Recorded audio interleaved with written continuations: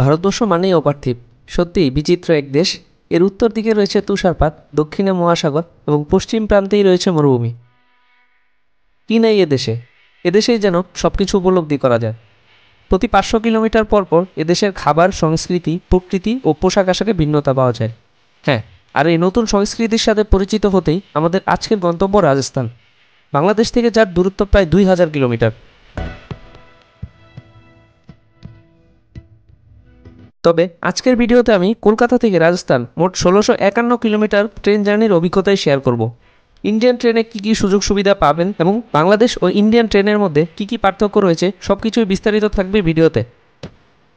এবং রাজস্থান পৌঁছানোর পর কোথায় কোথায় ঘুরেছি এবং কী কী করেছি সবকিছুই থাকবে পরবর্তী ভিডিওতে। তাহলে চলুন শুরু করা যাক।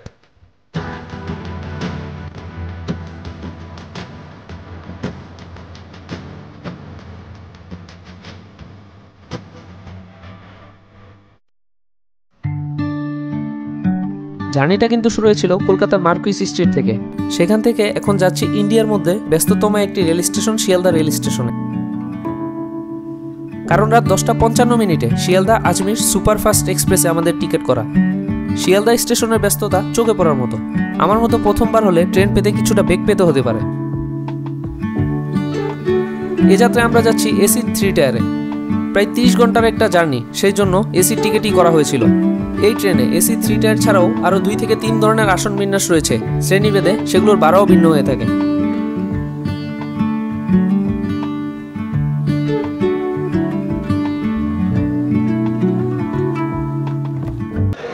আসসালামু আলাইকুম। এখন সময় হচ্ছে 10টা আর এখন আসি হচ্ছে শিয়ালদা রেল স্টেশনে। শিয়ালদা কেন আসছি ওইটা একটু এখন শেয়ার করি। আজকে মূলত যাচ্ছে হচ্ছে আজমির, নতুন একটা অভিজ্ঞতা সম্মুখীন হতে, নতুন একটা শহরে। ইন্ডিয়াতে এটা আমার ফার্স্ট টাইম। তো কলকাতা হচ্ছে এতদিন আমরা ঘোরাঘুরি করছি। ওই ভিডিওটার লিঙ্ক ডেসক্রিপশন বক্সে দিয়ে দিলাম, দেখে নিতে পারেন। আমার পিছনে এখন যে ট্রেনটা আছে ওইটা হচ্ছে শিয়ালদা আজমির সুপারফাস্ট এক্সপ্রেস। আর ওইটাতে হচ্ছে টিকিট করা আমাদের 3 জনের। আর টিকিট প্রাইস হচ্ছে 300 টাকার মতো। সাথে হচ্ছে যে জায়গায় আমরা টিকিট কাটছি ওইখানে কিছু চার্জ যোগ হয়েছে। আর ট্রেনটা হচ্ছে 10:45 শিয়ালদা থেকে আজমিরের উদ্দেশ্যে রওনা দিবে। তো আমরা এখন ট্রেনে উঠি, চলেন। আর ট্রেনের ভিতরটা আপনাদেরকে দেখাই। আর আমাদের সিট হচ্ছে এসি 3 টায়ারে। দ্যাট মিনস হচ্ছে ওইটার মধ্যে 6 জনের মতো আর কি স্পেস একটা কেবিনে। সো আমরা এখন ভিতরে প্রবেশ করি, চলেন। ট্রেনের সিট ফরমেশনটা একটু দেখাই। এটা হচ্ছে লোয়ার, আর এই যে এটা হচ্ছে মিডল আর কি। এই জায়গাটায় এরকমভাবে স্লিপার হয়ে যায় রাত্রে। আর এর উপরে আছে এটা হচ্ছে একবার আপার। আর এটা হচ্ছে সি 3 টায়ার। এটা হচ্ছে আমাদের একটা সিট। আর এই পাশে বাকিগুলা 69-70 এখানে বাকিগুলো আর কি। তো ট্রেনে উঠার পর হচ্ছে এরকম একটা জিনিস পাবেন আপনারা। আর এটার মধ্যে কি কি আছে দেখাই। প্রথমে হচ্ছে এরকম চাদর থাকবে, এই একটা হচ্ছে আরেকটা, আর আরেকটা হচ্ছে এমন তোয়ালও থাকবে। আর হচ্ছে গায়ে দেওয়ার জন্য এরকম একটা কম্বলও থাকবে, হচ্ছে একটা বালিশ থাকবে। আর হচ্ছে প্রতি বগির শেষ প্রান্তে এরকম একটা করে বেসিং, একটা হচ্ছে এরকম আয়না। আর হচ্ছে পাশাপাশি 2টা ওয়াশরুম থাকে। একটা হচ্ছে হাই কমোড আর একটা থাকে হচ্ছে লো কমোড। সময় এখন 10:57। নির্দিষ্ট সময়ের মাত্র 2 মিনিট পর ট্রেন ছেড়েছে এবং ফাইনালি আমরা রওনা দিই আমাদের গন্তব্যের উদ্দেশ্যে। সারাদিন কলকাতা শহরে ঘোরাঘুরি করে শরীরের অবস্থা খুব ক্লান্ত থাকায় রাতে লম্বা একটা ঘুম দেই।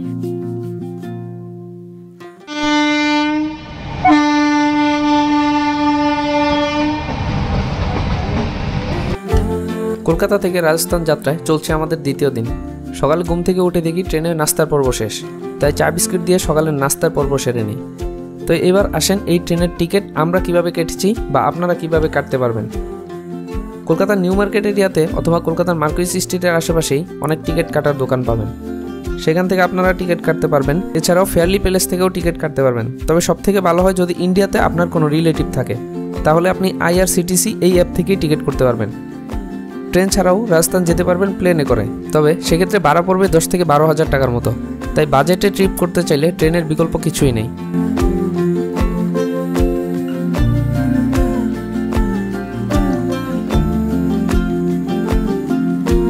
চলেন এখন আসি ট্রেনের খাবার বিষয়। সকাল দুপুর রাত 3 বেলার খাবারই পেয়ে যাবেন ট্রেনের মধ্যেই। মোটামুটি 2 থেকে 3 ঘন্টা আগেই আপনি কি খাবেন তার অর্ডার নিয়ে যাবে। দুপুরে খাবারের জন্য আমি নিয়েছিলাম একটি নন ভেজ থালি। নন ভেজ থালিতে মোটামুটি এই খাবারগুলি ছিল, তবে খাবারের স্বাদ আমার কাছে একদমই ভালো লাগেনি। যাই হোক, অন্য দেশ তাই ভালো নাই লাগতে পারে।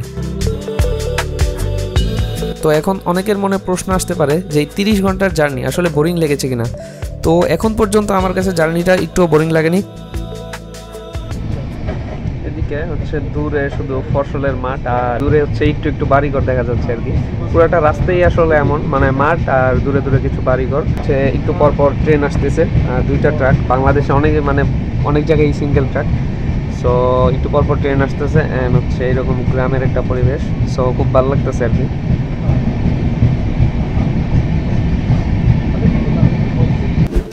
আর ট্রেনের মধ্যে হচ্ছে মানে কতক্ষণ পর পর হচ্ছে চা, কফি, বিভিন্ন নাস্তা, দুপুরে খাবার টাবার সব কিছু এখানেই পাবেন। সো এখন হচ্ছে মোটামুটি 3:30টার উপরে বাজে, আর এখন হচ্ছে নাস্তা নিয়ে আসতেছে আর কি।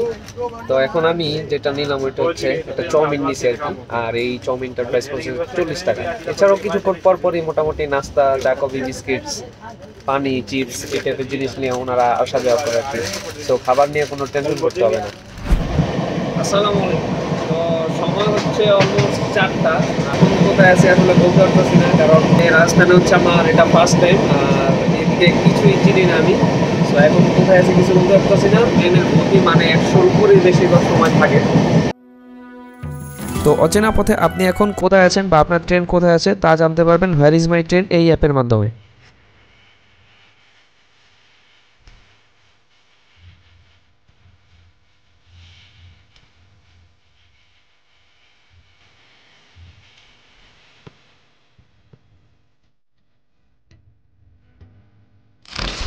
এখন আসি হচ্ছে মেন্ড্রার রেল স্টেশন নামক একটা জায়গা। আর এখানে মূলত এই ট্রেনটা থামানোর কথা না, এটা হচ্ছে মূলত একটা লোকাল স্টপেজ। আর এখানে দেখেন পিছনে কি সুন্দর পাহাড় দেখা যাচ্ছে।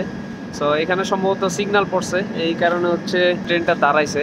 সো অনেকক্ষণ যাবত ট্রেনটা ওয়েট করতেছে, এই কারণে ভাবলাম নামিয়ে আপনাদের সাথে কিছু কথা বলি আর কি। ট্রেন ছাড়লে আবার হচ্ছে ট্রেনে উঠে যাব।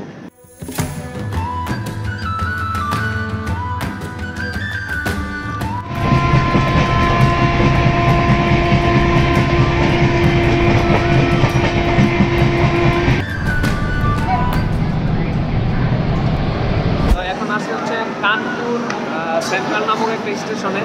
আর এখানে হচ্ছে ট্রেন আসলো মাত্র। এখান থেকে আরো 7টা স্টপ ধরবে, দেন হচ্ছে আমরা আমাদের গন্তব্যে নামবো আর কি। 22টা স্টপ ধরে এই ট্রেনটা। আপনাদের সাথে একটা ইনফরমেশন শেয়ার করি। যেহেতু অলমোস্ট 30 ঘন্টার মতো একটা জার্নি, সেই জন্য আপনারা ট্রাই করবেন হচ্ছে এসি কোচে আর কি সিটটা নেওয়ার। তাহলে হচ্ছে আপনারা বালিশ, তারপর হচ্ছে কম্বল, দেন আরও অনেক সুযোগ সুবিধা পাবেন। বাট নন এসিতে গেলে এই টাইপের সুযোগ সুবিধা পাবেন না। মোটামুটি অনেকটা কষ্ট হবে। যারা বাংলাদেশ থেকে আসবেন তারা এটলিস্ট এটা করতে পারেন, কারণ জার্নিটা কিন্তু বেশ বড়। আর এসিতে থেকেই মানে আমার অবস্থা কিন্তু অত একটা ভালো না, চেহারার অবস্থা থেকে বুঝতে পারতেছেন।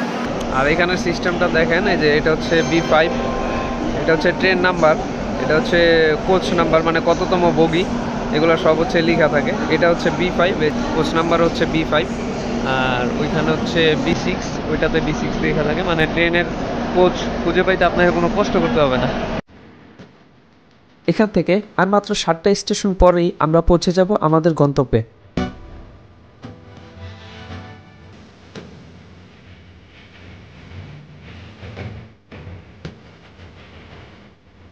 পুরো ট্রেন জার্নির পথটা আপনার কাছে বোরিং লাগলেও সামনের দিকের পথটুকু আপনার নজর কাড়তে বাধ্য। কিছুক্ষণ পরপরই ছোট বড় পাহাড় আসতে থাকবে এবং টানেলের মধ্যে দিয়েও ট্রেন যাবে, তাই এই পথটুকু আপনার নজর কাড়তে বাধ্য।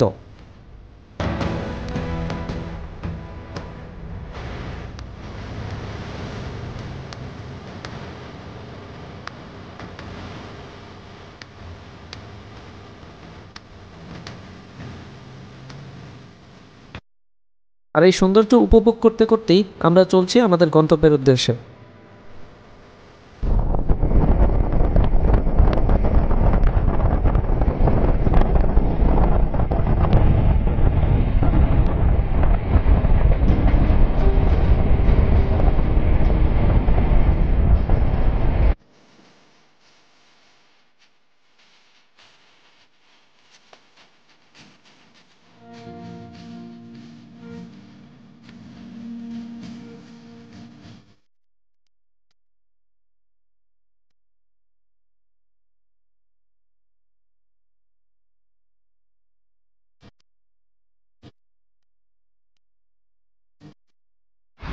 এখন আসি হচ্ছে কদেরমাঠ জাংশন নামক একটা জায়গায়। লাস্ট হচ্ছে আধা ঘন্টার মতো পথ। রাস্তার যে ভিউ গুলো ছিল অস্থির ভিউ ছিল।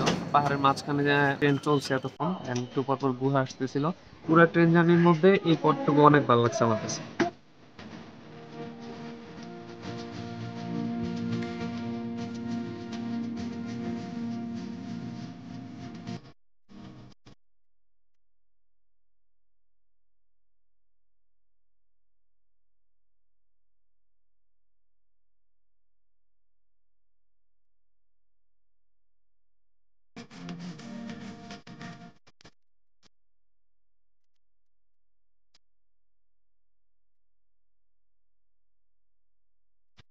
তো এখন হচ্ছে রাত হয়ে গেছে অলমোস্ট, আর এখন হচ্ছে ট্রেনটা ব্রেক দিচ্ছে আগ্রাপুর স্টেশনে। এইখান থেকে হচ্ছে তাজমহল খুবই কাছে, আর যারা হচ্ছে তাজমহল তারা হচ্ছে এই স্টপে নামে আর কি। এখানে মোটামুটি ট্রেনটা 10 মিনিটের মতো দাঁড়ায়, হচ্ছে আবার হচ্ছে গন্তব্যের উদ্দেশ্যে রওনা দিবে। ফোর্ট স্টেশনে এই যে কারা বসে আছে দেখেন। হাই,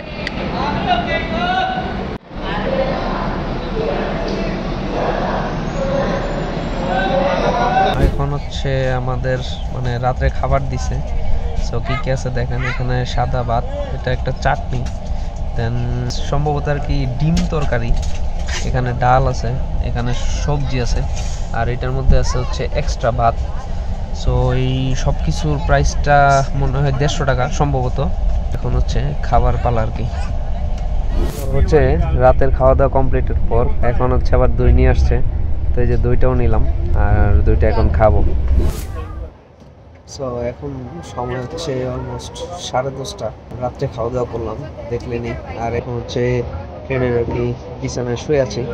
এখন হচ্ছে ছোট্ট করে একটা ঘুম দিতে হবে।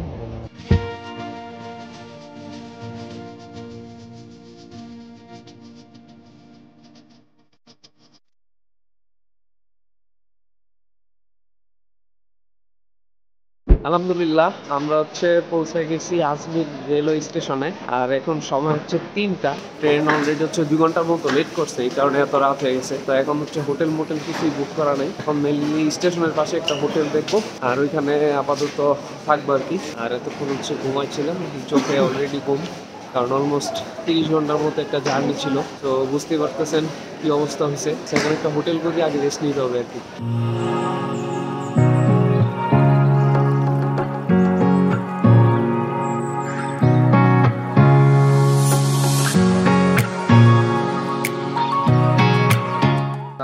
হোটেলে আসার পর হচ্ছে ফ্রেশ হলাম।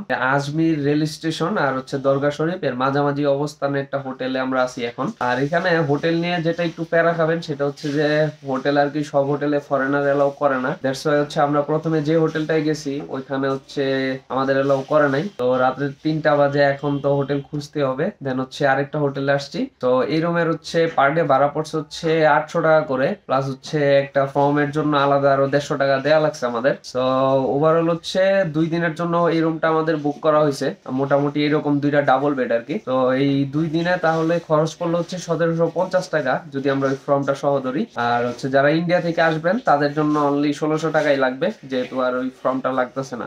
সো এটাই। আর 30 ঘন্টার মতো একটা ট্রেন জার্নি ছিল। সো সবকিছু আলোচনা করছি আজকের এই ভিডিওতে। তো আজকের ভিডিওটা এই পর্যন্তই, আর পরবর্তী ভিডিওতে হচ্ছে আমরা আজমির শরীফ এর আশেপাশে আরো কিছু স্পট আছে ওইগুলা ভিজিট করব আর আপনাদেরকে দেখাবো। আর এইখানে যারা আসবেন এটলিস্ট হিন্দি বলতে হবে আর বুঝতে হবে, কারণ ওনারা হচ্ছে বাংলা একবারেই বোঝে না, আর বেশিরভাগ সাইনবোর্ড ব্যানার ওইগুলা তো হিন্দি লেখা। সো ওইটা কোনো বিষয় না, এটলিস্ট হিন্দি যাতে বলা যায় আর ওনাদেরকে বুঝায় বলতে পারেন তাহলে বেশি সমস্যা হবে না। সো আজকের ভিডিওটা এই পর্যন্তই, আর কালকে থেকে হচ্ছে আরো কিছু প্লেসে ঘোরাঘুরি করবো। তো আল্লাহ হাফেজ, আর পরবর্তী ভিডিওটা দেখার দাওয়াত রইল। So tata.